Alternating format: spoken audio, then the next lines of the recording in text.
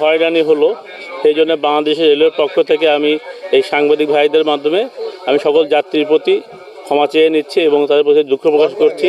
এই ঈদের আগে তাদের এই হঠাৎ করে একটা কষ্ট দেওয়ার জন্যে বা পাওয়ার জন্যে, এটা আমরা দিতে চাইনি, কিন্তু অ্যাক্সিডেন্ট হয়ে গেছে, সেজন্য আমরা দুঃখিত প্রথম কথা।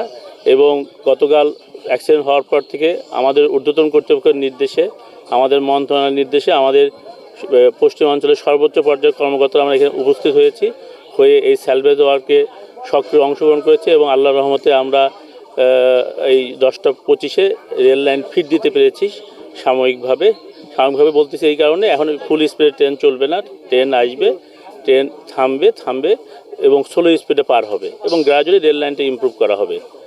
আর আপনারা দোয়া করবেন যেন এরকম আর দুর্ঘটনা না ঘটে এবং সেই জন্য আমরা রেলের পক্ষ থেকে সচেষ্ট থাকবো এবং আপনাদের কোনো ইনফরমেশন থাকলে অবশ্যই আমাদের জানাবেন।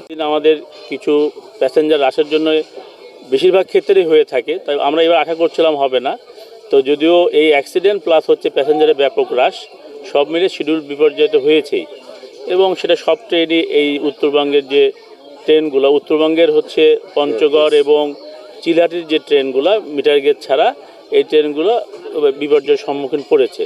যেহেতু আমাদের সর্বাত্মক চেষ্টা ছিল মিনিমাম বিপর্যয় করা। আমরা জানেন আপনারা ট্রান্সশিপমেন্টের মাধ্যমে, ট্রান্সশিপ অর্থাৎ আমরা আমাদের অ্যাক্সিডেন্ট স্পটের কাছে ঢাকা থেকে ট্রেন নিয়ে এসে প্যাসেঞ্জারকে নামায়ে আমাদের এই অ্যাক্সিডেন্ট স্পট পার হয়ে সাতিয়ান গ্রামে আমাদের ট্রেন ছিল, সেখানে আমরা প্যাসেঞ্জারদের পার করেছি। যদিও তাদের এই নেমে হেঁটে যাওয়াতে তাদের কষ্ট হয়েছে, সেজন্য আমি আবার দুঃখ প্রকাশ করছি। কিন্তু আমাদের তরফ থেকে তাদের মিনিমাম কষ্ট দেওয়ার চেষ্টা ছিল, কিন্তু সেই কষ্টটা আমরা দিতে বাধ্য হয়েছি, উপায় ছিল না। তারপরেও আমরা কষ্ট লাঘব করে তাদেরকে তাদের যাত্রাস্থলে, তাদের যে ঈদে ঘর ফেরা, নিজের ঘরে ফেরা, সব জায়গায় যাওয়ার চেষ্টা করেছি আমরা।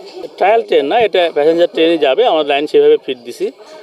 প্রথম ট্রেনটা যাবে হচ্ছে ডাউন সীমান্ত, যেটা অনেকক্ষণ ধরে আক্কেলপুরে ওয়েট করছে, সেটা পার হয়ে সান্থার যাবে। সহসাই ট্রেনটা আসবে। আমাদের রিলিফ ট্রেনগুলো এখন ব্লক স্টেশন ক্লিয়ার করলেই ওই ট্রেনটা আক্কেলপুর থেকে সান্থারের দিকে চলে আসবে।